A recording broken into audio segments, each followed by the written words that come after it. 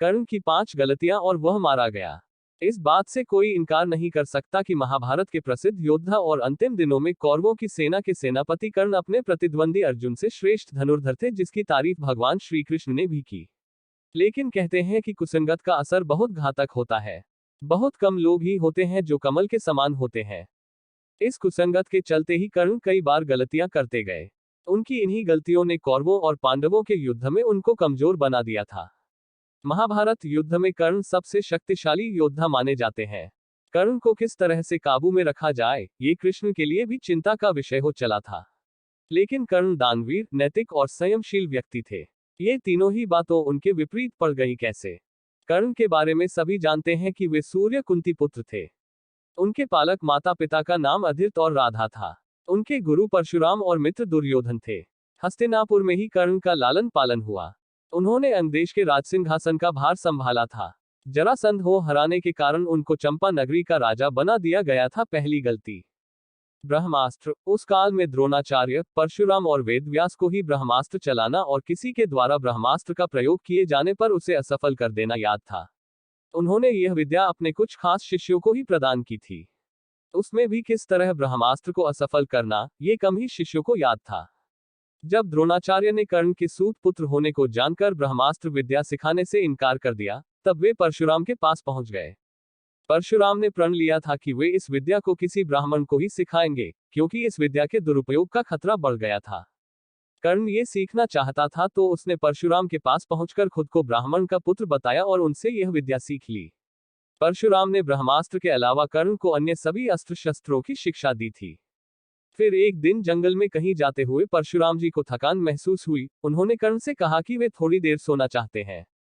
कर्ण ने उनका सिर अपनी गोद में रख लिया। परशुराम गहरी नींद में सो गए। तभी कहीं से एक कीड़ा आया और वह कर्ण की जांघ पर डंक मारने लगा। कर्ण की जांघ पर घाव हो गया, लेकिन परशुराम की नींद खुल जाने के भय से वह चुपचाप बैठा रहा। घाव से खून बहने लगा। बहते खून ने जब परशुराम को छुआ तो उनकी नींद खुल गई। उन्होंने कर्ण से पूछा कि तुमने उस कीड़े को हटाया क्यों नहीं? कर्ण ने कहा कि आपकी नींद टूटने का डर था इसलिए। परशुराम ने कहा कि किसी ब्राह्मण में इतनी सहनशीलता नहीं हो सकती है। तुम जरूर कोई क्षत्रिय हो, सच सच बताओ। तब कर्ण ने सच बता दिया। क्रोधित परशुराम ने कर्ण को उसी समय शाप दिया कि तुमने मुझसे जो भी विद्या सीखी है वह झूठ बोलकर सीखी है, इसलिए जब भी तुम्हें इस विद्या की सबसे ज्यादा आवश्यकता होगी तभी तुम इसे भूल जाओगे। कोई भी दिव्यास्त्र का उपयोग नहीं कर पाओगे।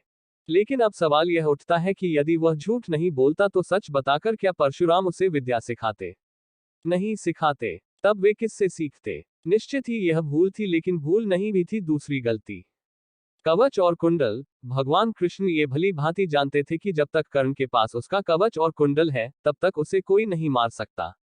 ऐसे में अर्जुन की सुरक्षा की कोई गारंटी नहीं। उधर देवराज इंद्र भी चिंतित थे, क्योंकि अर्जुन उनका पुत्र था।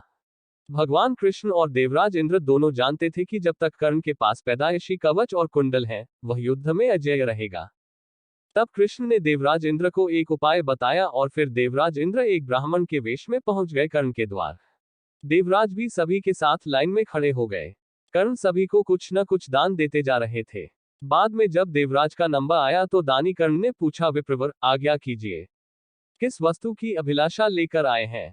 विप्र बने इंद्र ने कहा, हे महाराज, मैं बहुत दूर से आपकी प्रसिद्धि सुनकर आया हूँ। कहते हैं कि आप जैसा दानी तो इस धरा पर दूसरा कोई नहीं है। तो मुझे आशा ही नहीं विश्वास है कि मेरी इच्छित वस्तु तो मुझे अवश्य आप देंगे ही। फिर भी मन में कोई शंका न रहे इसलिए आप संकल्प कर ले, तभी मैं आपसे मांगूंगा, अन्यथा आप कहें तो मैं खाली हाथ चला जाता हूँ।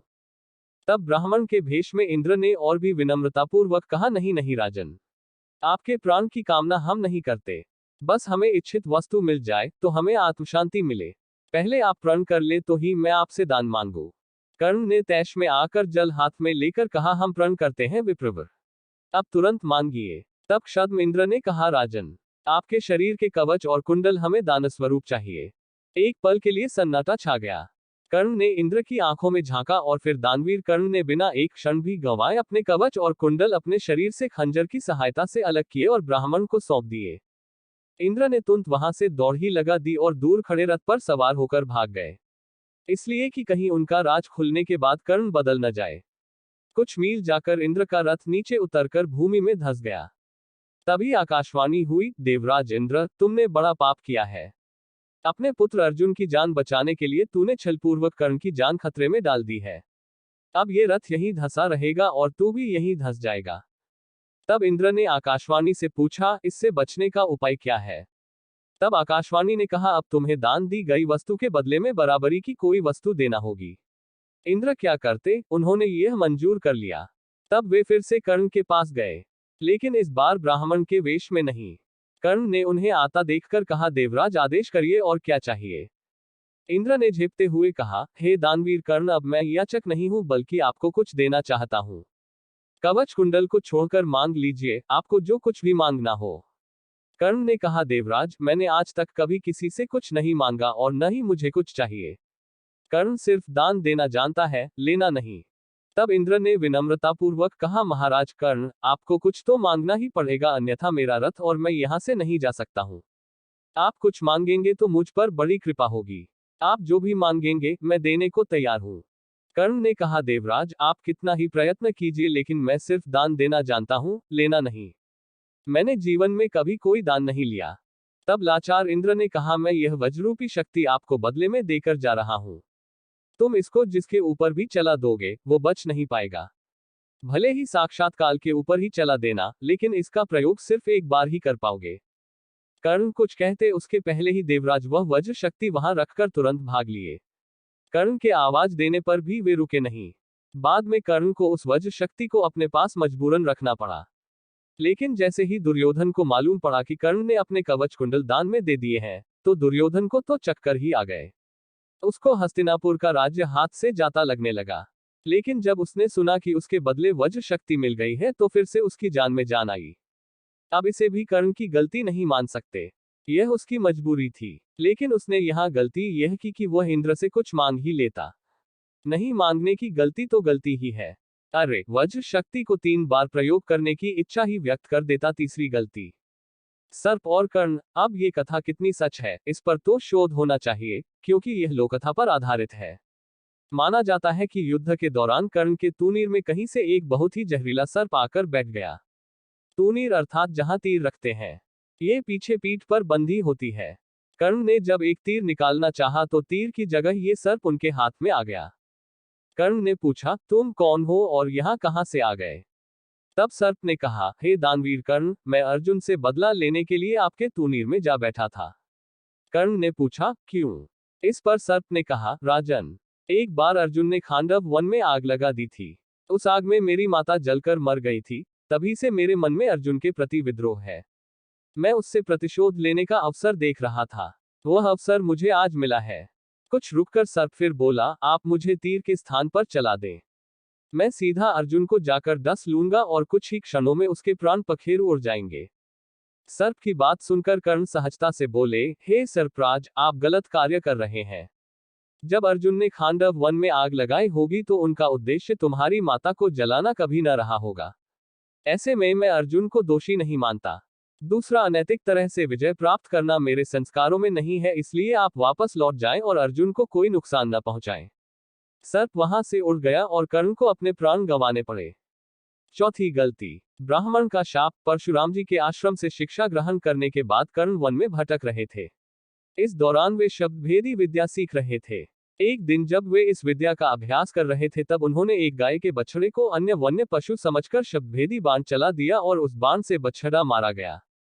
तब उस गाय बछड़े के स्वामी ब्राह्मण ने कर्ण को शाप दे दिया कि जिस प्रकार उसने एक असहाय बछड़े को मारा है, वैसे ही एक दिन वह भी तब मारा जाएगा जबकि वह खुद को असहाय महसूस करेगा और जब उसका सारा ध्यान अपने शत्रु से कहीं अलग किसी और काम पर होगा। हुआ भी यही था कि जब कर्ण का अर्जुन से घोर युद्ध चल रहा था तब उसके रथ का पहिया बार बार भूमि में धंस जाता था और वह उसे निकालकर फिर से युद्ध करने लगता था। ऐसे समय में जब फिर से उसके रथ का पहिया भूमि में धंस गया तब वह फिर से उसे निकालने लगा और उसे उस समय घबराहट भी हो रही थी। वह उसका सारा ध्यान युद्ध के अलावा पहिए पर चला गया था।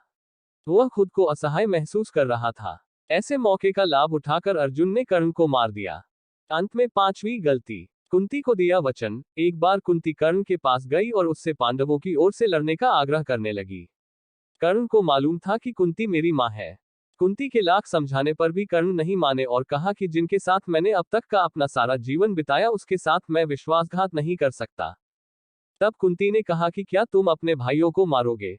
इस पर कर्ण ने बड़ी ही दुविधा की स्थिति में वचन दिया, माते, तुम जानती हो कि कर्ण के यहाँ याचक बनकर आया कोई भी खाली हाथ नहीं जाता, अतः मैं तुम्हें वचन देता हूँ कि अर्जुन को